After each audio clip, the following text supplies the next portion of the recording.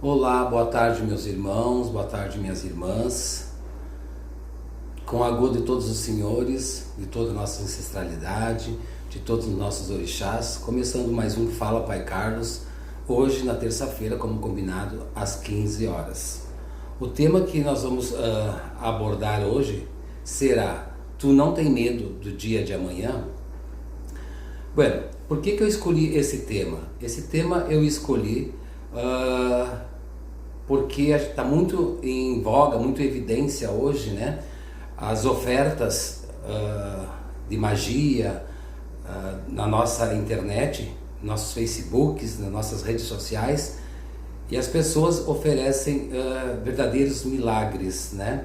Mas sempre no que leva, no que tange a maldade. E eu pensei com carinho nesse tema, né? Porque também para não agredir ninguém, certo?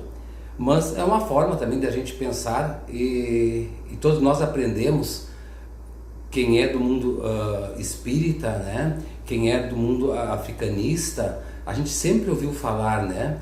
Que quando a gente aponta um dedo, tem mais 3 dedos apontando pra gente.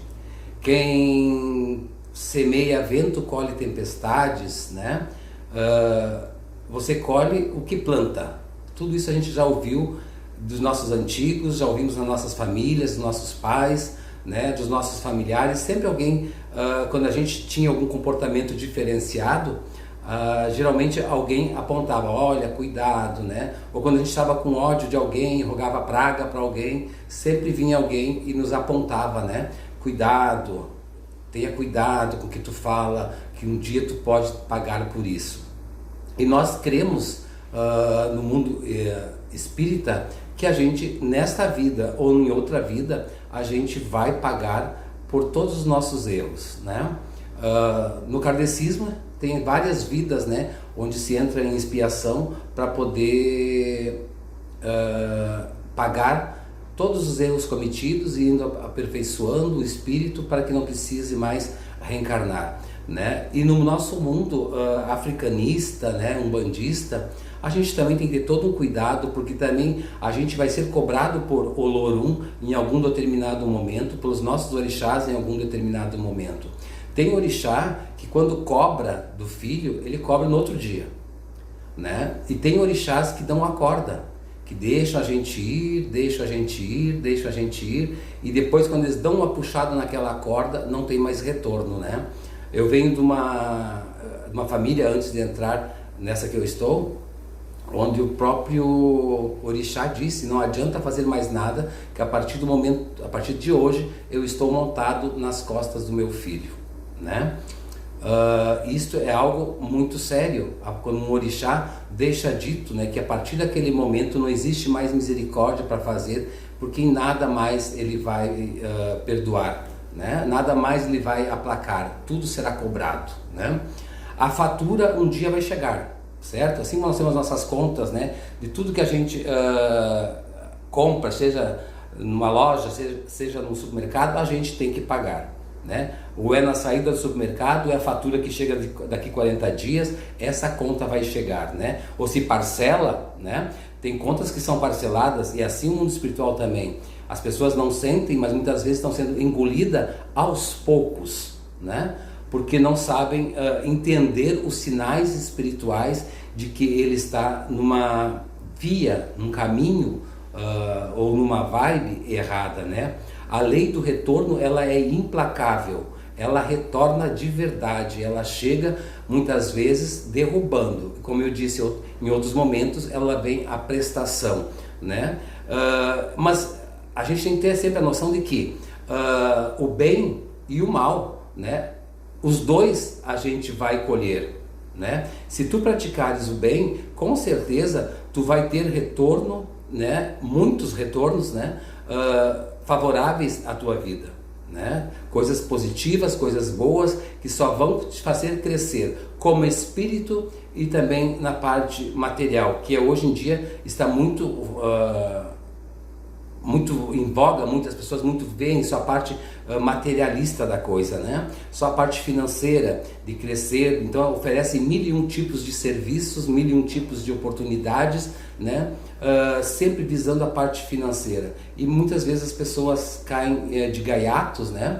E essas ofertas geralmente elas tocam justamente as pessoas carentes, as pessoas necessitadas, né? Numa outra live eu já tinha falado sobre isso, que as pessoas elas veem alguém jogando búzio online, e aí elas já começam a mandar data de nascimento, seu nome, para saber alguma coisa em relação ao amor, em relação ao trabalho, em relação à saúde, né? E isso, essa preguiça, né, das pessoas de fazer tudo online, não procurar uma casa de religião, de não procurar uma ajuda, né, faz com que elas sejam muitas vezes enganadas, né? E fazem também depois um falatório muito negativo em relação à nossa religião, envolvendo de uma forma generalícia todas as casas de religião, todos os pais e mães de santo, né? Ninguém vai ser aliviado dessa fatura, né, que vai chegar nos nossos caminhos, na nossa vida, e que vai ser cobrado, seja na saúde, seja no dinheiro, seja no nosso dia a dia, né? Muitas vezes a gente acaba na solidão. Vejam bem, quantos pais de santo e mães de santo, falando em termos de religião, de matriz africana, a gente vê que acabam na miséria, com problemas sérios de saúde, né? Ou que penam muito, né? Até Iku chegar, até a morte chegar, né? Quantos ficam penando 1, 2, 3 anos em cima de uma cama, né? Ou com uma doença que fragiliza muito, né, a sua matéria, que não tem condições mais de tocar a sua vida, dependendo dos outros, de favor dos outros, né? Viver uma vida toda fornecendo alguma coisa para os outros, muitas vezes não muito boas, né? E na hora de colher, ela vai colher essas coisas não muito boas, e essas coisas muito boas vêm de uma forma assim solitária, porque ela não vai ter uma bengala, porque ela não vai ter um apoio, porque ela não vai ter uma palavra, ela não vai ter um dinheiro para comprar alguma coisa, ela não vai ter quem a socorra, né? O tempo de Olorum é uma coisa, né? E o tempo que a gente deseja muitas vezes de ver tantas brincadeiras espirituais que fazem por aí, de tantas promessas falsas que fazem por aí, o Olorum tem o tempo dele nesta vida ou em outra vida para cobrar da gente, né? Mas nós, seres humanos que fomos enganados, ou que vemos a maldade, a gente sempre pergunta: onde está a justiça? Onde está a justiça divina? A justiça divina tem o seu próprio passo, né? E nos seus passos ela vai ensinar, nos seus passos ela pode vir atropelando, ou ela vem empurrando, ou ela vem simplesmente do lado prejudicando, né? Essa é uma forma que vem a justiça divina muitas vezes, né? E nós humanos, seres humanos, terra, queremos que a coisa aconteça amanhã, e não é assim, né? Nesta ou em outra vida a gente vai ver o resultado, né? Mas talvez a gente veja com um novo corpo, uma nova matéria, né? Uma nova encarnação, né? Onde a gente vai ter que muitas vezes viver uma história semelhante, né? Então essa tristeza que a gente está vendo hoje dentro da nossa religião de matriz africana, na nossa Umbanda, né? Principalmente na parte de Exu, né? Onde tem muitas promessas, né? E sempre elas vão para o lado da maldade. Sempre elas vão para o lado da maldade. A gente não vê, né? É quase que raro a gente vê alguma coisa de Exu proclamando ou fazendo alguma coisa para o bem, né? A gente vê, né? Serviço de união, tá, ok, mas será que essa união é benéfica para fulano e para Beltrano e para outro ciclano, né? Porque separa um, une outros, né? E assim como aqui na minha casa já aconteceu, né? De vir pessoas querendo separar pais e mães de família. Não existe isso, não pode se fazer isso dentro da nossa religião de matriz africana. Não é aceitável, né, que eu faça algum feitiço, uma macumba, um dano, para separar uma família, para unir com uma outra pessoa. E os filhos dessa família? Mas o fulano não está feliz lá. Bueno, que encontre outra forma de felicidade. mas não prejudicando já terceiros, né? Porque eu quero aquele amor, então vou prejudicar um ou dois ou três que estão no meu caminho. Então a minha cruz vai ser muito pesada no final da vida, né? Porque muitas vezes a gente vai viver com alguém porque o feitiço favoreceu forçadamente. Tu sabe que a pessoa está contigo por causa de feitiço, né? Só por causa disso, e continua insistindo nesse erro, né? E a cruz aumentou o peso, prejudicou outras pessoas, essas pessoas estão pagando por coisas que não precisam estar pagando muitas vezes, né?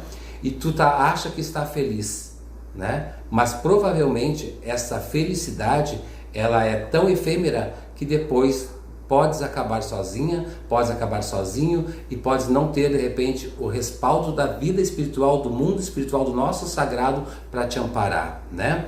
A justiça do homem é para ontem que a gente espera, né? Mas se a gente levar as coisas para a justiça, vamos dizer, para o poder judiciário, tu entra numa causa trabalhista, é super demorado, tem causas que demoram até 10 anos, né?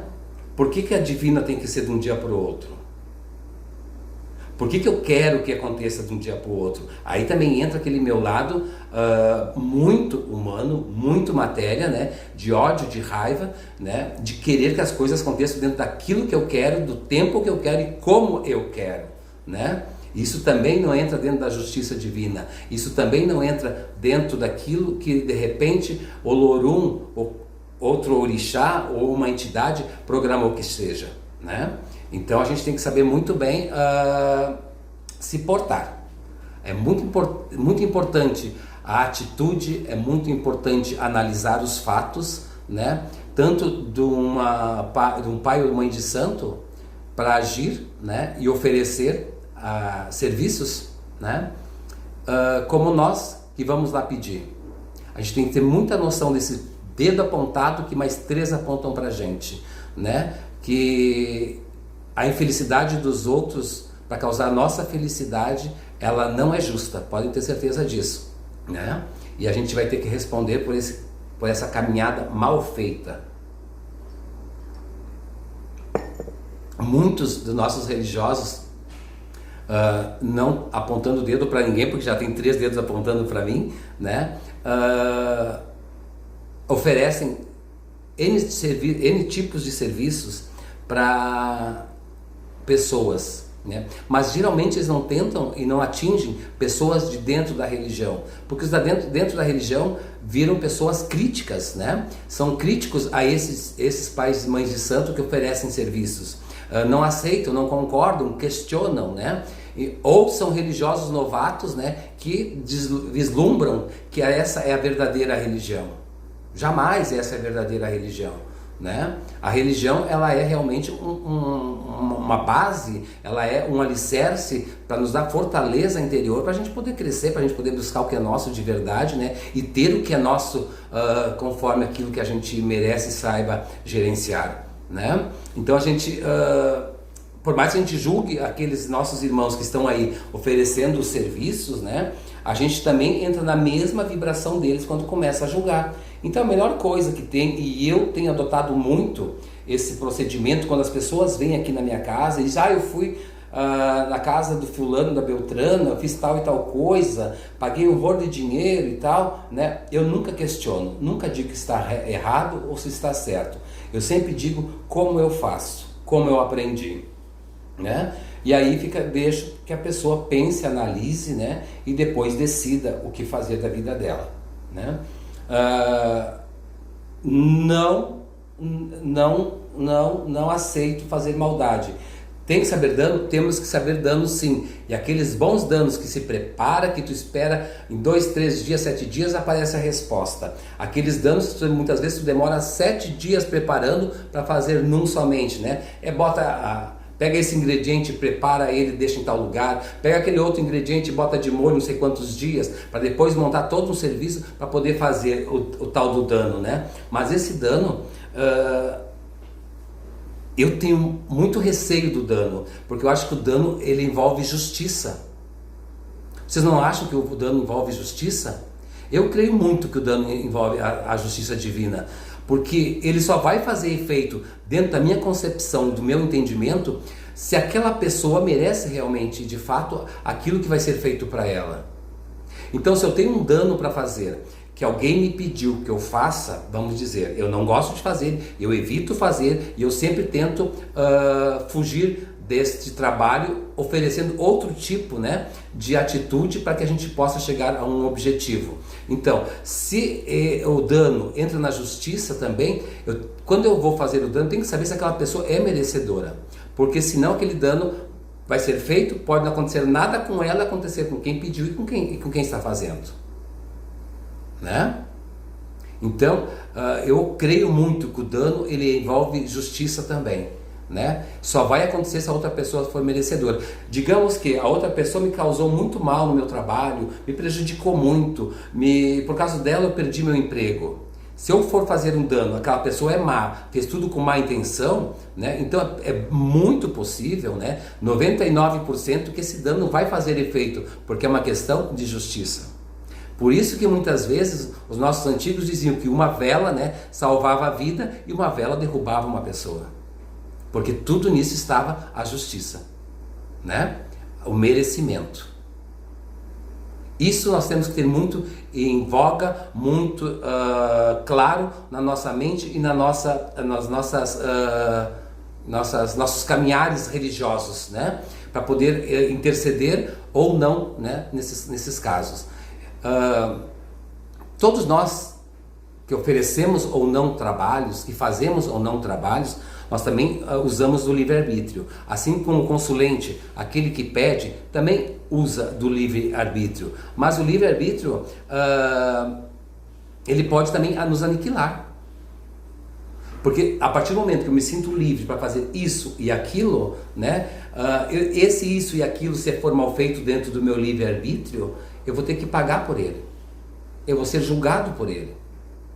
Então, muitas vezes, a questão livre-arbítrio tem que ser muito bem analisada, né? Então, o livre-arbítrio deve sempre nos levar pelo lado bom, né? E nunca pelo lado mal, porque também vai ter a lei do pagamento. A lei do paga, ela vai voltar, né? Aquela velha história, né? Semeou o vento, vai colher a tempestade.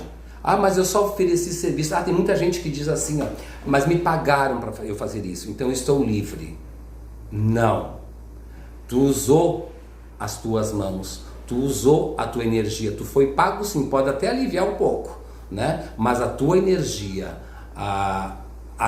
o teu poder de fala, né? A tua invocação foi utilizada, né? Quem manuseou tudo foi tu.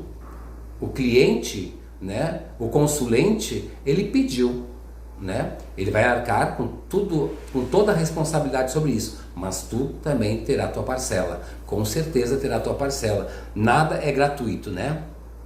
Bueno, continuando então, vamos para a parte 3 da história aqui. Quem opta pela maldade hoje, a gente vê muitas pessoas que optaram por determinados tipos e frequências, né? Tipos de trabalho e frequências vibracionais, né? Onde elas querem o quê? Dinheiro, fama, seguidores, né? Então, a partir do momento que elas optaram por isso, não importa mais para elas, eu entendo dessa forma, o que elas vão fazer da vida delas, de como elas vão proceder. O que importa é ter tudo o que elas querem. O dinheiro, a fama, seguidores, serem aplaudidos, né? Com isso eles compram brigas com todo mundo, eles entram em demandas muito sérias, né? E que inclusive muitas vezes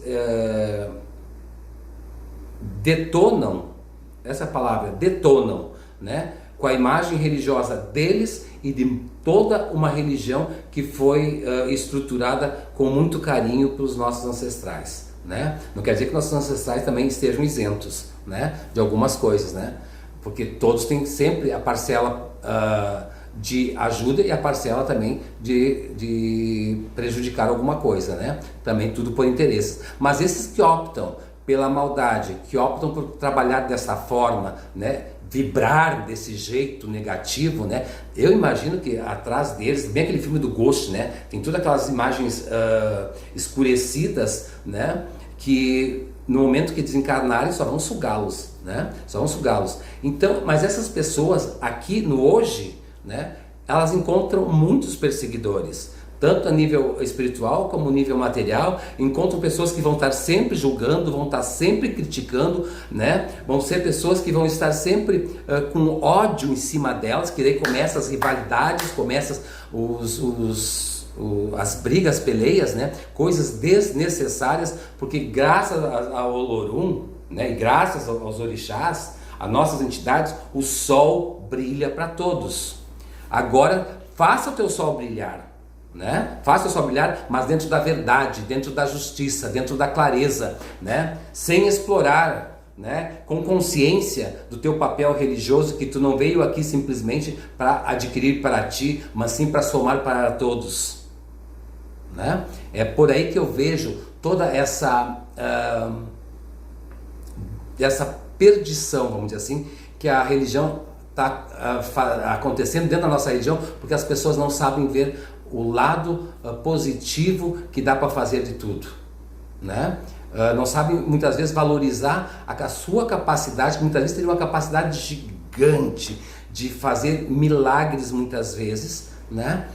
Mas cai pelo lado do dinheiro, pelo lado da exploração, pelo lado da fala mansa, né? De conquistar pessoas dentro das suas carências, dentro das suas necessidades, dentro dos seus desesperos, né, que muitas pessoas ficam desesperadas, né, e é aí que eles entram, e essas pessoas ficam saltitando de oferta em oferta, né, para ver se conseguem alguém que resolva, né, até o momento que desiste, né, e aí começam a falar muito mal da gente, né. Bueno,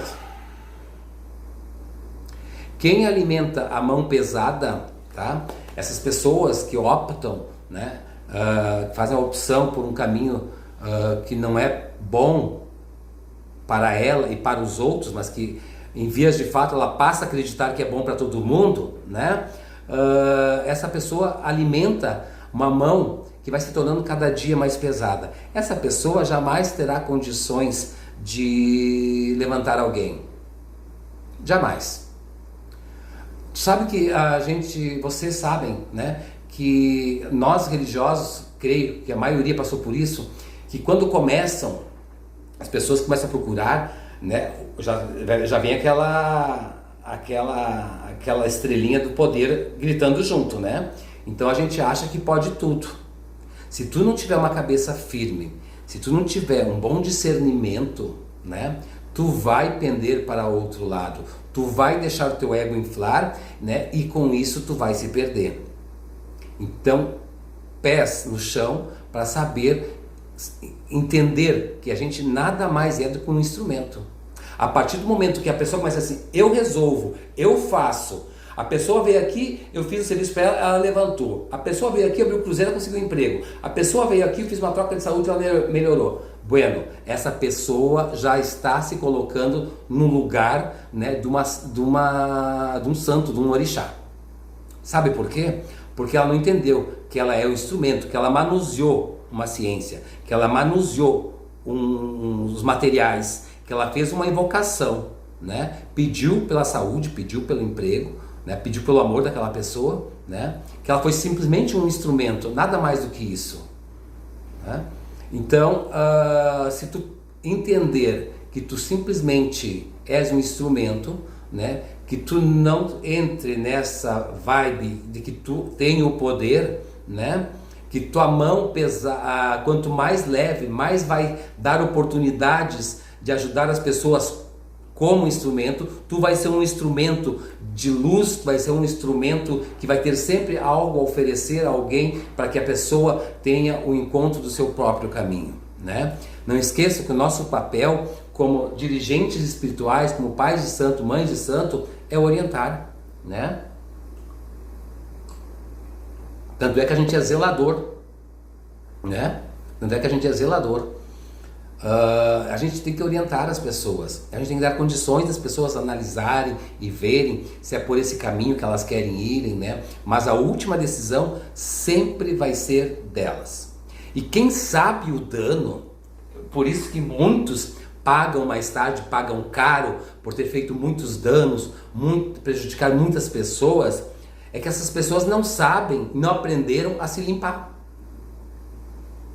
Por que não aprenderam a se limpar? Porque não tiveram uma vivência religiosa, porque não estiveram lá dentro de uma casa de religião, não acompanharam os seus pais e mães de santos, seus ancestrais, nas atividades religiosas da casa, com clientes, né? Em demandas, né? E nunca souberam se limpar. Né? Porque tem muitas coisas que tu faz no serviço, faz o serviço na rua, chega em casa, se esborrifa, ok, né? Faz um serviço lá no mato, chega, faz em casa, se esborrifa, ok, né? Agora tem coisas não, tem coisas que tu vai fazer, tu tem que se limpar na saída do local onde tu fez. Mas com que se limpa?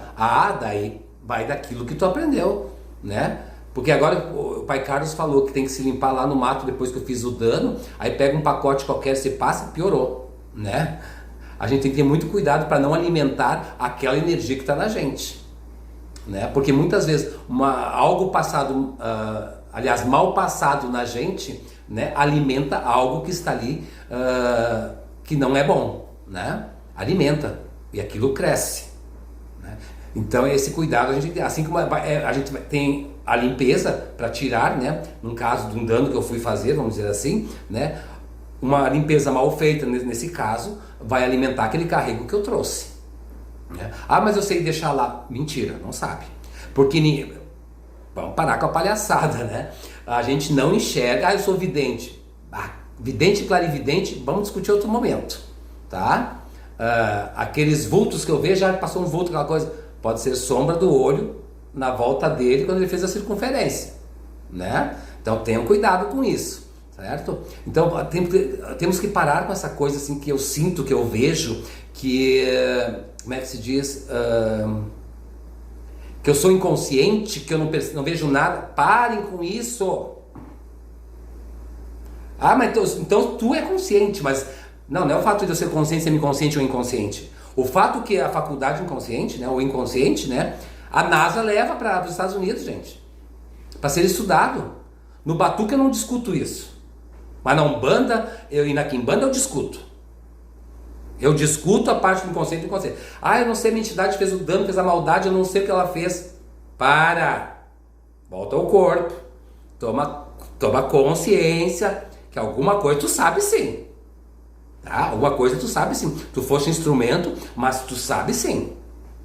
Porque se tu fosse totalmente inconsciente, para lá.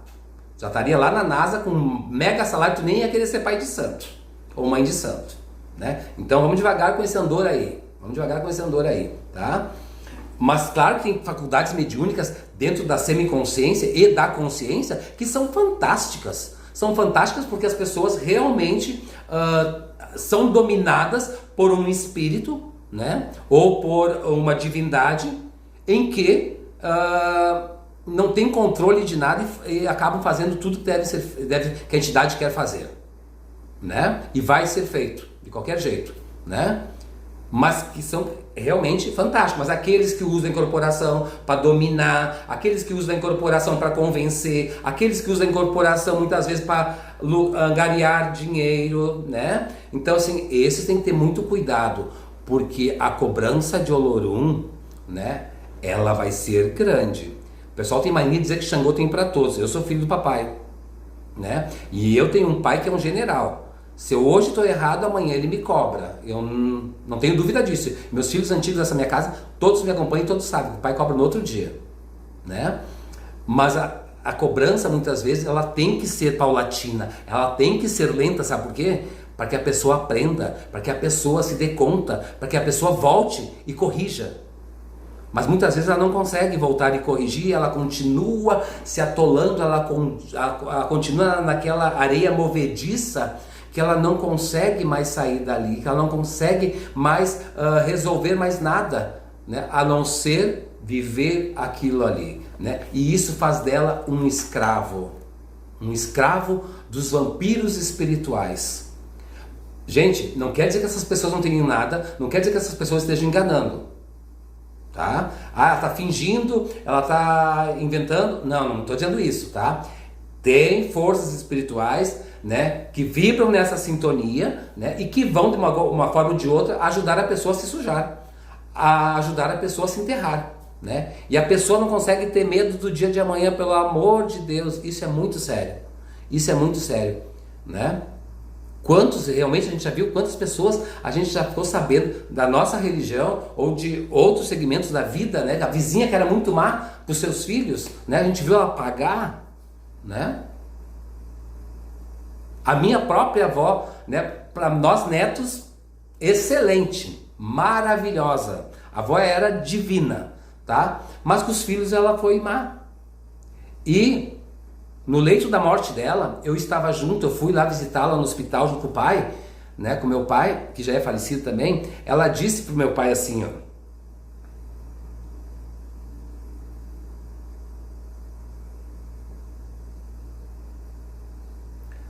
eu fui uma mulher muito má, não seja má, mal para os teus filhos.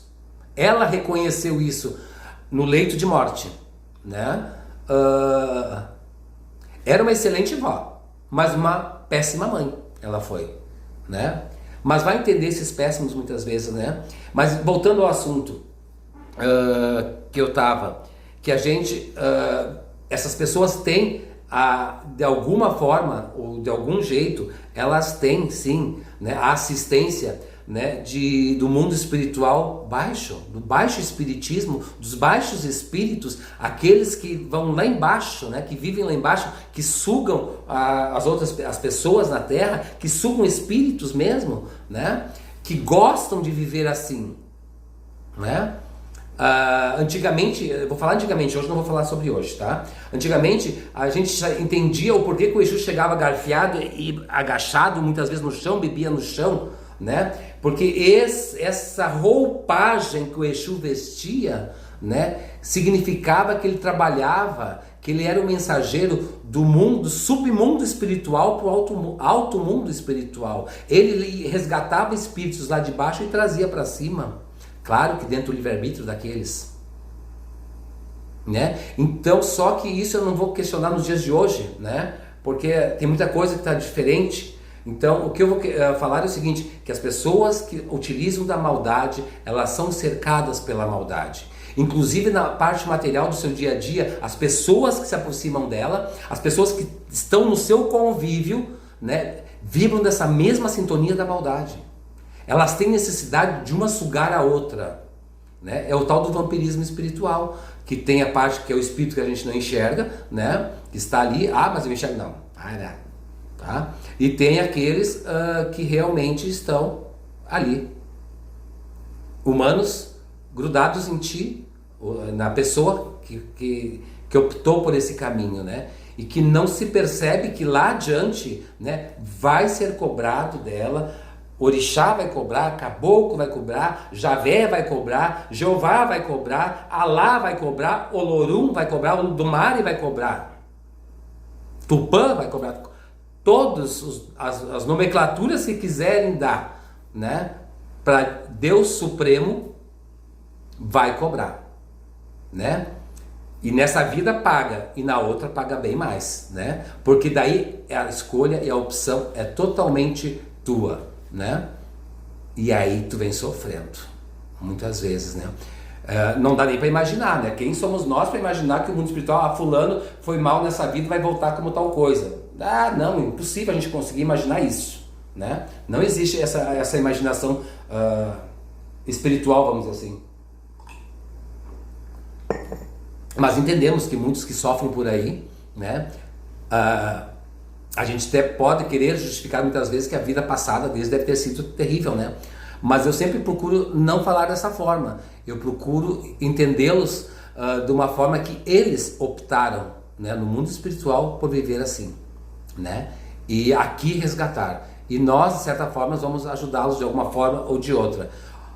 Os que optaram em fazer maldade vão atolar mais eles, né? E os que não vão tentar e ajudar a resgatar eles, tá?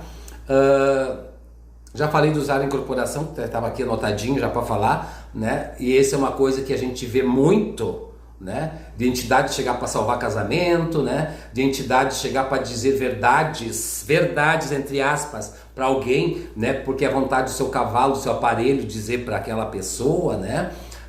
é entidade mentindo para conseguir tal coisa, inclusive orixá muitas vezes, né? A gente vê que não está bem firme, né?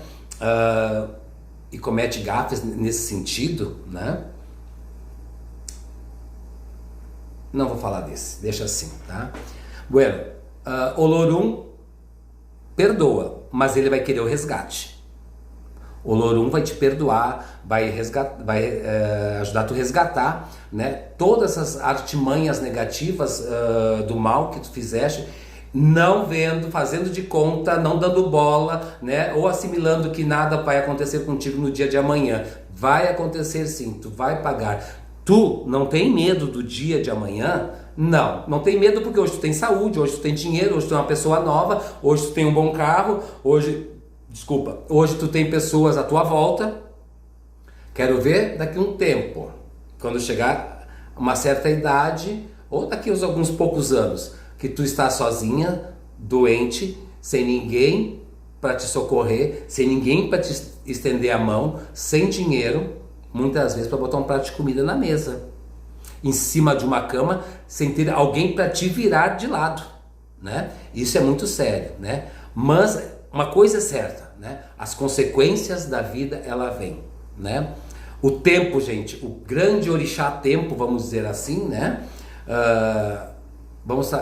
É aquilo que todos nós esperamos, tanto pela parte do bem que nós fizemos, quanto pela parte da maldade que nós vemos os outros fazerem, né? Porque geralmente o que faz a maldade, aquele que não tem medo do dia de amanhã, ele não se vê como mal, né? Ele pratica tanto a maldade, né, que para ele é normal isso. Passou a ser verdade. Então, pensem que quando apontar um dedo, tudo pode estar voltando para ti. Que quem semeia vento, colhe tempestades, né? Pensem no dia de amanhã, meus irmãos. Um grande abraço a todos. Agradeço a todos que estiveram aqui olhando essa live, né, que vai ficar disponível no Facebook. Muito obrigado. Voltamos terça-feira que vem com um novo tema, com um novo assunto. Geralmente buscando sempre resgatar pelo menos uma pessoa, né? Para que a gente não me ache o máximo, não sou exemplo, nunca vou ser exemplo para ninguém. Mas aquilo que eu acredito, aquilo que eu vivi, aquilo que eu aprendi dentro de toda uma doutrina de Umbanda que eu tive muito séria, muito profunda, né? Dentro de uma casa religiosa onde a disciplina sempre era a verdade absoluta, né? E a prática da tua fé era feita no silêncio, com muita fé, com muita compenetração, né? Com muito orixá, né? Que eu possa passar isso para as pessoas, né? E eu sempre tive muito medo do amanhã, de verdade. Eu sempre tive muito medo do amanhã, justamente por sempre analisar e ver as pessoas velhas, com idade, sozinhas e sofrendo. Muito analisei isso, sabe? Certo? Por isso que hoje eu sempre me conduzi, sempre vou me conduzir. Hoje eu me conduzo desta forma, pensando no meu dia de amanhã, né? E tudo que eu tenho hoje, eu creio e tenho certeza absoluta que é pela minha postura religiosa. Só por isso. Um grande beijo a todos. Muito obrigado por estarem aqui. A bênção de todos os senhores.